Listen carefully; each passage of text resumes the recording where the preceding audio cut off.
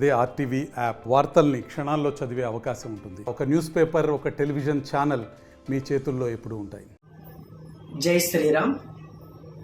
గొల్లల మామిడాడలో వేంచేసి ఉన్నటువంటి శ్రీ కోదండ రామచంద్రమూర్తి వారి దివ్య కళ్యాణ మహోత్సవాలను పురస్కరించుకొని గత 15 సంవత్సరాలుగా మా సంజయ్ డెకరేషన్స్ ఆధ్వర్యంలో శ్రీ కోదండ రామచంద్రమూర్తి వారి కళ్యాణ మహోత్సవాలకు శంకు చక్ర నామ సహిత కొబ్బరి బండాలను అందంగా తీర్చిదిద్ది ఇవ్వడం జరుగుతుంది.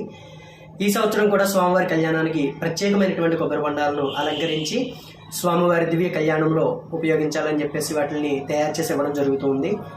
ప్రత్యేకత ఏంటంటే గత 14 సంవత్సరాలుగా యావత్ భారతదేశంలోనే శ్రీ గొల్లల మామిడాడ కోదండ రామచంద్రమూర్తి వారి దివ్యమైనటువంటి కళ్యాణంలో రామనామ తలంబ్రాలను కూడా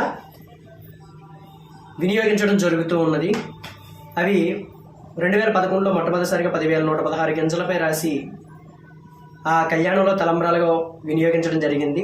అప్పటి నుంచి కంటిన్యూస్గా నేటి వరకు కూడా 14వ సంవత్సరం రామ అనేటటువంటి పదాన్ని తెలుగు, ఇంగ్లీష్, హిందీ భాషల్లో ఎటువంటి సూక్ష్మ పరికరము లేకుండా ఓన్లీ మార్కర్ సహాయంతో బియ్యపు గింజ మీద రామ అనేటటువంటి నామాన్ని లిఖించడం, ఈ యొక్క రామనామాలకు వివిధ బుక్ ఆఫ్ రికార్డ్స్ కూడా నేను సొంతం చేసుకోవడం జరిగింది.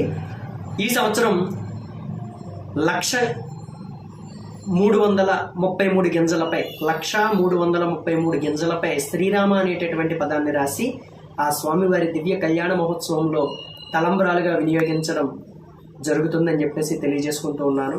ఈ యొక్క తలంబ్రాలను కొబ్బరి బండాలను వినియోగించాలని ఆలయ ధర్మకర్తలైనటువంటి శ్రీ ద్వారంపూడి శ్రీరామ మురళీకృష్ణ శ్రీనివాసరెడ్డి గారిని కోరుతూ ఉన్నాం.